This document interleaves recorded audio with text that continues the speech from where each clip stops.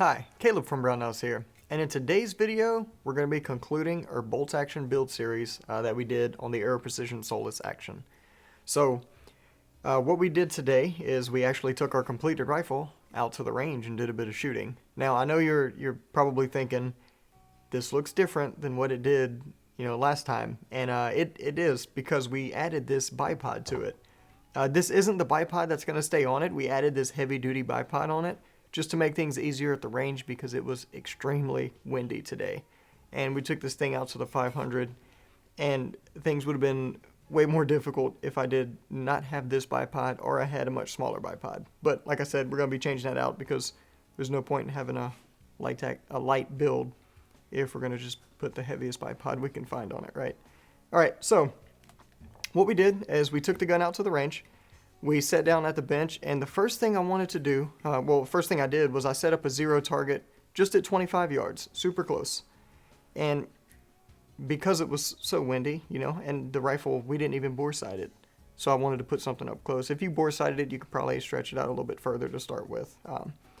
But the first thing I wanted to do once I had my target up was make sure this rifle groups. Now, obviously, with a new rifle like this, you have high expectations. The one thing you don't want to do is start trying to zero it without grouping it first, because if for some reason it doesn't group, you're just burning up ammo trying to zero it. So what we did is we established a nice group. Then so usually, like for example, I'll just back up here. In the military, you pretty much learn to zero everything with 3-shot groups, right? Something like this, especially with burning 6.5 Creedmoor ammo, we used 2-shot groups and then we zeroed it that way. So we fired a few shots, saw where it was impacting, moved it. Once we were good on paper at 25 yards, I just stretched it out to the 100-yard steel. Then I hit the 200-yard steel, and then I skipped everything else and went straight to the 500. And so we were smacking the 500 with this thing, and we were using a new camera we have called the long shot camera. We'll throw some video of that in here as well. And if you're not familiar with the long shot camera, at the time of this video, we may or may not have the product spotlight out on it, but just search for that on our account and you'll find it. All right, so once we made sure everything shot well, like I said before, in the previous video, we did our safety checks and all that stuff, so we knew that was good.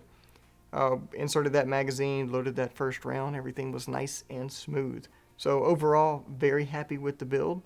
And if you're following along and building your own, make sure you get out to the range and make sure everything works right, everything shoots right. Troubleshooting wise, for whatever reason you can't group, you can't get a zero, go back to that scope mounting video. There may have been a step skipped there, because usually that's the most common culprit on new rifle builds, is definitely that optic or how it's mounted. So if you have any issues getting it grouped or zeroed, switch out the optics first, or we'll first check the mounting, switch out the optics, eliminate that before you start digging into the rifle and trying to figure out what's going on. All right, that's all there is to it. If you have any questions or comments, and you're watching this on YouTube, feel free to leave them down below. And as always, especially if you're watching this on the website, feel free to give us a call on the tech line.